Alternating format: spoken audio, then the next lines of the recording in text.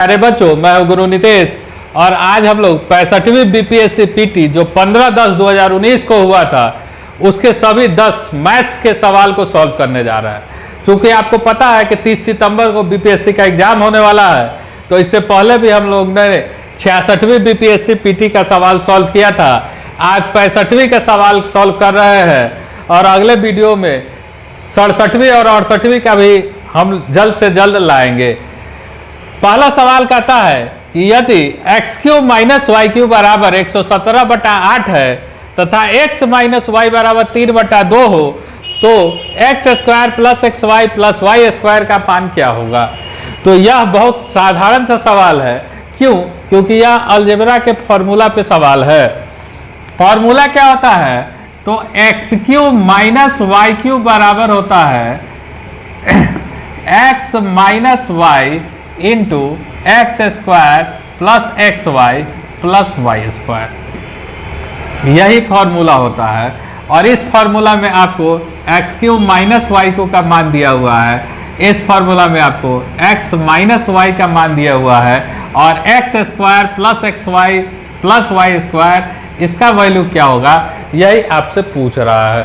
तो सीधा सीधा हमको बस इसका मान रख देना है 117/8 बराबर x माइनस वाई का वैल्यू दिया है 3/2 into x² plus xy plus y²। अब क्या करेंगे? x² plus xy plus y² बराबर हो जाएगा 117/8, बराबर के इधर जाएगा तो उल्टा हो जाएगा 2/3। तो इसको काट देंगे, 4 कट जाएगा, 3 तिरका 9, 9 तिरका 27, तो ये हो जाएगा 39/4 और 39/4 ऑप्शन नंबर सी में दिया हुआ है 39/4, तो ये इसका आंसर हो जाएगा। अगला दूसरा सवाल कहता है कि यदि 5 का power x² plus 2x plus 7 बराबर 125 का पावर 2x प्लस 1 है तो x का मान क्या होगा। तो हम जानते हैं कि एक फॉर्मूला हम लोग पढ़ते हैं कि a का पावर m और बराबर अगर a का पावर n हो तो m बराबर n होता है, या a का पावर m बराबर b का पावर m हो तो a बराबर b होता है ना। अगर पावर बराबर हो, बेस बराबर हो तो पावर बराबर होगा, और अगर पावर बराबर हो तो बेस बराबर होगा। तो यहाँ पावर बराबर नहीं दिख रहा है, लेकिन हम चाहे तो बेस को बराबर कर सकते हैं, क्योंकि यहाँ 5 है और ये क्या है 125, और 125 क्या होता है 5 का पावर 3, 5 का पावर 3 बराबर क्या होता है 125। तो हम लोग चाहे तो इसके बेस को बराबर कर सकते हैं, और जैसे बेस बराबर हो जाएगा हमारा फॉर्मूला लग जाएगा और हमारा क्वेश्चन सॉल्व हो जाएगा। तो 5 का power x² plus 2x plus 7 बराबर हो जाएगा 5 का पावर 3 और इसका पावर 2x प्लस 1, तो ये हो जाएगा 5 का power x² plus 2x plus 7 equals to 5 का पावर 6x प्लस 3। अब देखिए दोनों का बेस बराबर है, दोनों का बेस बराबर हो तो पावर आपस में बराबर होता है, तो इसका मतलब x² प्लस 2x प्लस 7 बराबर 6x प्लस 3, ये हो जाएगा। अब क्या करेंगे, इसको बराबर के इधर ले आएंगे, तो x² plus 2x plus 7 minus 6x minus 3 बराबर 0 हो जाएगा। तो हो जाएगा x² माइनस 4x प्लस 4 बराबर 0 हो जाएगा। ठीक है, तो ये क्या हो जाएगा, ये है a² minus 2ab plus b², है ना। तो इसका मतलब x माइनस 4 का x माइनस 2 का ये होल स्क्वायर बराबर 0, इसका मतलब x माइनस 2 बराबर 0, तो इसका मतलब x बराबर 2, यही इसका आंसर हो जाएगा, x बराबर 2। 3 नंबर जो ऑप्शन है यही इसका सही जवाब हो जाएगा। अगला सवाल दिया है कि यदि s बराबर समेशन ऑफ n बराबर 1 to 15 x प्लस 1/3 हो तो s का मान क्या होगा। तो इस समेशन सिंबल का मतलब होता है जोड़, नाम ही है समेशन, मतलब जोड़। जोड़, इसको लोअर लिमिट बोलते हैं, इसको अपर लिमिट बोलते हैं। लोअर लिमिट से अपर लिमिट तक ये जो वेरिएबल दिया है इसका वैल्यू आपको रख देना है और सबको जोड़ने के बाद जो आएगा वही आपका आंसर हो जाएगा, है ना। तो ये सिंपल सा काम है, लेकिन चूंकि हम लोग बीपीएससी के तैयारी करने के लिए मैथ्स थोड़ा सा कम पढ़ते हैं या यूँ कहे कि पढ़ते ही नहीं है, तो हम लोग थोड़ा सा अनअवेयर होते हैं और थोड़ा सा सिंबल अगर क्वेश्चन में आ जाता है तो हमारे लिए वो टफ हो जाता है। दिया हुआ है समेशन ऑफ n बराबर 1 to 15 x प्लस 1/3। कुछ नहीं करना है, x का मान 1 से लेके 15 तक हम लोग रखेंगे। तो 1 प्लस 1/3 जोड़ 2 प्लस 1/3 जोड़, इसी तरह से जाएगा 15 प्लस 1/3। अब क्या हो जाएगा, इसको अलग अलग कर लेते हैं। 1 plus 2 plus 3 plus dot dot dot dot 15 जोड़ 1/3 प्लस 1/3 प्लस प्लस, ये कितना टाइम 15 टाइम्स होगा। तो इसका मतलब इसका जोड़ है ना, इसका जोड़ क्या होता है 1 plus 2 plus 3 plus dot dot dot dot plus n बराबर होता है n इंटू n प्लस 1/2। ठीक है, ये हो जाता है n इंटू n प्लस 1/2। तो यहाँ n कितना है 15, तो ये हो जाएगा 15 गुना 16/2 जोड़ 1/3 गुना 15 बार 1/3 1/3 1/3 जोड़ेंगे तो 1/3 गुना 15, ये हो जाएगा, कट जाएगा। इसका मतलब 15 × 120, अब 5 तिहाई 15 प्लस 5 बराबर ही हो जाएगा 125। 125 ऑप्शन नंबर ए में दिया हुआ है 125, ये इसका आंसर हो जाएगा। तो सवाल जो होता है बहुत निम्न स्तरीय होता है, ऐसा नहीं है कि सवाल बहुत भारी होता है। इसीलिए आपको बार बार कहते हैं कि अगर आप आज से भी लगातार परीक्षा तक हमारा वीडियो देखते हैं तो आप 10 में 10 सवाल बना के आइएगा, है ना। ऐसा नहीं है कि हम अपने मर्जी से सवाल सॉल्व कर रहे हैं। 65वीं पीपीएससी जो 2019 में हुआ था उसका सवाल सॉल्व कर रहा है। चौथा नंबर सवाल कहता है कि यदि एक वृत्त की त्रिज्या 1.5:1 में हो तो उसके क्षेत्रफल का अनुपात क्या होगा, है ना। ये भी बहुत बेसिक सा सवाल है, ठीक है। वृत्त का त्रिज्या, अगर वृत्त का त्रिज्या r है तो क्षेत्रफल बराबर होता है πr²। ठीक है, हम मान लेते हैं एक वृत्त का त्रिज्या r है और दूसरे वृत्त का त्रिज्या छोटा r है। ठीक है, तो पहले वृत्त के लिए अगर हम क्षेत्रफल निकालें तो क्या होगा πr², और दूसरे वृत्त के लिए हम क्षेत्रफल निकालें तो क्या होगा πr²। अब हमको क्या निकालना है, दोनों वृत्त के क्षेत्रफल का अनुपात। इसमें a b माना है तो हम भी a और b मान लेते हैं, हम इसको भी a और इसको b मान लेते हैं। ठीक है, तो area of a upon area of b बराबर क्या होगा πr² अपॉन πr²। तो पाई से पाई कैंसिल हो जाएगा। ठीक है, तो बचेगा क्या r² बटा r², मतलब r बटा r का स्क्वायर।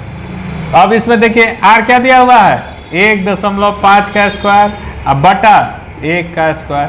तो 15 का स्क्वायर क्या होता है 225, एक अंक के बाद दशमलव है तो 2 अंक के बाद दशमलव हो जाएगा 2.25 बटा 1, मतलब 2.25 अनुपात 1। तो 2.25 अनुपात 1, सी नंबर जो ऑप्शन है ये इसका सही जवाब होगा। कुछ भी नहीं करना है, आप देख रहे हैं, बस इरादा करना है, आपका 10 का 10 सवाल बनेगा, इसमें कहीं कोई डाउट नहीं है। ठीक है, हम लोग आगे बढ़े कि 2 रेलगाड़ियां जिसमें प्रत्येक की लंबाई 150 मीटर है, प्रत्येक की गति 90 किलोमीटर प्रति घंटा है, एक दूसरे के विपरीत पार करने में लिया गया समय क्या होगा, है ना। 2 रेलगाड़ी है, ठीक है, एक रेलगाड़ी इधर से आ रही है और दूसरी रेलगाड़ी इधर से आ रही है। ठीक है, दोनों का लंबाई बराबर है। कितना लंबाई है तो 150 मीटर और इसका भी लंबाई है 150 मीटर। ये चल रही है 90 किलोमीटर प्रति घंटा के चाल से और ये ट्रेन भी चल रही है 90 किलोमीटर प्रति घंटा के चाल से। कहता है इन दोनों को एक दूसरे को पार करने में कितना समय लगेगा। तो मान लीजिए एक रेलगाड़ी ये है, दूसरा रेलगाड़ी ये है, इसका इंजन ये है, तो पार करने का मतलब क्या, दोनों का इंजन आपस में मिला, इसके बाद से लेके दोनों का आखिरी डब्बा जो है वो पार कर जाएगा, तब ना उसको पार कहा जाएगा। तो पार करने के लिए इसका लंबाई जोड़ इसका लंबाई, कुल मिला के इतना लंबाई इसको तय करना है। मतलब कुल तय की गई जो दूरी है इसके द्वारा वो होगा 150 मीटर और प्लस 150 मीटर, तो ये कितना हो जाएगा 300 मीटर। अब चाल की बात करते हैं, तो जब दो चीज एक दूसरे के विपरीत दिशा में चलती है तो रिलेटिव स्पीड के कंसेप्ट से दोनों का चाल जुट जाता है। दिशा में वाप चलती है तो क्या होता है, उसका चाल आपस में घट जाता है। सिंपल सा कंसेप्ट है। तो इसका रिलेटिव स्पीड क्या हो जाएगा कि 90 प्लस 90 बराबर 180 किलोमीटर प्रति घंटा। लेकिन देखिए यहाँ यूनिट मीटर में है और यहाँ किलोमीटर प्रति घंटा में है, तो हमको क्या करना होगा, इसको मीटर प्रति सेकेंड में बदलना होगा। तो मीटर प्रति सेकेंड में बदलने के लिए हम लोग क्या करते हैं, 5/18 से गुना करते हैं 180 को, तो क्या हो जाएगा 10 बार में कट जाएगा, तो ये हो जाएगा 50 मीटर प्रति सेकेंड। अब समय बराबर हो जाएगा दूरी बटा चाल, और दूरी कितना है 300 मीटर, और चाल कितना है 50, 6 × 30, तो ये हो जाएगा, है ना। तो ये आपका आंसर हो जाएगा सी नंबर ऑप्शन 6 सेकेंड, ये आंसर हो जाएगा। अगला सवाल कहता है कि दो विद्यार्थियों में 12 एक जैसी कलम बांटने के लिए कितने तरीके होंगे यदि प्रत्येक को 2 कलम मिलना आवश्यक है ना। 2 विद्यार्थी है और कलम कितना है 12, और दोनों में बांटना है, लेकिन कंडीशन दिया हुआ है कि दोनों में कि कम से कम 2 कलम एक विद्यार्थी को मिलना आवश्यक है। तो क्या हो गया, एक विद्यार्थी है, दूसरा विद्यार्थी है, इसको अगर 2 कलम मिलेगा तो कुल कलम है 10, तो इसको मिलेगा 10। इसको अगर 3 पेन मिलेगा तो इसको मिलेगा 9, इसको अगर 4 पेन मिलेगा तो इसको मिलेगा 8, इसको अगर 5 पेन मिलेगा तो इसको मिलेगा 7, इसको अगर 6 पेन मिलेगा तो इसको मिलेगा 6, इसको अगर 7 पेन मिलेगा तो इसको मिलेगा 5, इसको अगर 8 पेन मिलेगा तो इसको मिलेगा 4, इसको अगर 9 पेन मिलेगा तो इसको मिलेगा 3, इसको अगर 10 पेन मिलेगा तो इसको मिलेगा 2। अब इसको 11 पेन नहीं दे सकते हैं, नहीं तो इसको मिल जाएगा 1। कंडीशन कहता है कि 2 कलम मिलना आवश्यक है। अब पूछ रहा है कितना तरीका से होगा, तो 1 2 3 4 5 6 7 8 9 तरीका से हो सकता है। तो ऑप्शन नंबर बी क्या हो जाएगा, सही जवाब हो जाएगा ऑप्शन नंबर बी, कि इन विद्यार्थियों को 9 तरीकों से कलम को बांटा जा सकता है। कि एक नल पानी के किसी टंकी को 3 घंटे में भर सकता है, ठीक है, दूसरा नल उसी टंकी को 4 घंटे में खाली कर सकता है। यदि टंकी 1/3 भरी हो तो दोनों नल को एक साथ खोल दिया जाए तो टंकी को भरने में कितना समय लगेगा, है ना। तो मान लीजिए ये पानी का टंकी है, ठीक है, पानी का टंकी है, इसमें एक नल यहाँ लगा हुआ है, ठीक है, जो टंकी को भरता है, और एक नल यहाँ लगा हुआ है जो टंकी को खाली करता है। तो आपको पता है कि टंकी को भरने वाला नल जो है वो पॉजिटिव काम करता है, धनात्मक काम, भर रहा है तो धनात्मक है, और खाली करने वाला काम निगेटिव काम करता है। अब कहता है कि दोनों नल को, अगर टंकी 1/3 भरी हुई है तो 1/3 मतलब यहाँ तक टंकी में पहले से पानी भरा हुआ है ना। तो इसको अब पूरा भरने में अगर दोनों नल को एक साथ खोल दिया जाए तो इसको पूरा भरने कितना समय लगेगा। तो ये 1/3 भरा है तो खाली कितना है 2/3 है, ठीक है। तो मान लीजिए ए नल है जो 3 घंटे में भर सकता है, बी नल है जो 4 घंटे में खाली कर सकता है। ऐसा सवाल हम लोग को बार बार मिलता है, हम लोग जानते हैं 4 और 3 का एलसीएम हो जाएगा 12, भागा देंगे 4, भागा देंगे 3। ये पॉजिटिव काम कर रहा है, ये निगेटिव काम कर रहा है, जब दोनों को जोड़ेंगे तो कुल मिला के आएगा कितना, ए। अगर ये पूरा टंकी खाली होता तो ए और बी को खोल दिया जाता तो ये 12/1 मतलब 12 घंटा में भर देता। ठीक है, अब क्या कहता है कि 1/3 भरा हुआ है, तो 12 लीटर का अगर टंकी है या 12 यूनिट का टंकी है तो गुना 12 मतलब 4 यूनिट भरा हुआ है। भरना कितना है? 8 यूनिट। 1 घंटा में कितना भर रहा है? 1 यूनिट। तो इसको भरने में कितना समय लगेगा? 8/1। कितना समय लगेगा? 8 घंटा। 8 घंटा आपका आंसर हो जाएगा। देखिए ऑप्शन नंबर 1 8 घंटा आपका आंसर हो जाएगा। ठीक है, आगे बढ़ते हैं हम लोग। अगला सवाल कहता है कि श्रेणी 1, 3, 9, 15, 25, 35, 49 में अगला पद क्या होगा? है ना, श्रेणी क्या लिखा हुआ है? श्रेणी है 1, ठीक है, 3, 9, 25, 35, 49। अब देखिए हम जिसको मार्क किए ये स्क्वायर आपको दिख रहा हो, ठीक है, तो इसका मतलब ये 1 का स्क्वायर, ये 3 का स्क्वायर, ये 5 का स्क्वायर, ये 7 का स्क्वायर, तो इसको छोड़ के अगला अगर रहता तो ये 9 का स्क्वायर 81 होता।